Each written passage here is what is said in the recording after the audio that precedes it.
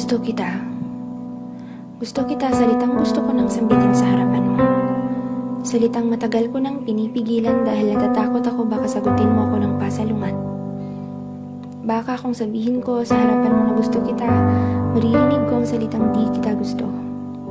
Isa ito sa mga kinakatakutan ko. Ang marinig ang katotohanan, di ko man alam ang nararamdaman mo sa akin, pero para akong si tanga dahil pwede ko naman sabihin sa'yo kahit ngayon na. Pwede ko naman ngayon marinig ang kasagutan na matagal kong nang gumugulo sa aking isipan. Gusto mo rin ba ako? Dahil habang tumatagal parang hinahabol na ako ng oras na sabihin sa'yo dahil baka sa huli manghihinayang dahil gusto mo rin pala ako. Pero sa panahong to, parang may lubid ng mihil sa dila ko. Kapag nasa harap kita, ang gusto ko lang sabihin ang mga bagay na walang kabuluhan. Nagkukunwaring walang nararamdaman kahit ang puso parang sasabog na gusto nang ipagsigawan na gusto kita. Pero namumuo ang takot sa puso ko dahil natatakot akong masaktan, natatakot akong matapos ang lahat ng ugnayan.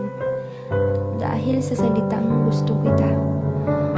Okay na siguro magkaibigan tayo dahil mas nakikita kita at walang ilamang namamagitan. Pero sa madalas ng pagsasama natin, mas lumalalim ang pagtingin ko sa'yo, mas lalong nahuhulog ang puso ko dahil araw-araw kong nasasaksihan ang bawat ngiti mo na kinakatakutan kong mawala kapag sabihin ko sa'yo na gusto kita. Natatakot ako kasi baka pag-aamin ako sa'yo lahat ng to ay mawawala ng parang bula.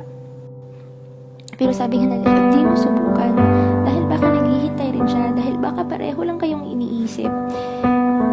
Pareho kayong naghihintay ng sagot na wala namang tanong. Sa matagal-tagal na pagsasama, napapansin ang mga salitang binibitawan niya. Parati niyang tinatanong kung nagmahal na ba ako, kung naranasan ko na rin bang magkagusto. Parati niyang tinatanong kung sakaling may lalaking aamin sa harapan ko, sasagutin ko ba? Siyempre, sinabi kong oo. Kaya ayun, umasa akong tanungin niya ako sa tamang panahon. Hihintayin kong maging handa siya. Wala lahat ng panghihinayang sa puso ko dahil siya na mismo ang gagawa ng paraan para sabihin sa akin ang matagal ko nang gustong sabihin sa kanya.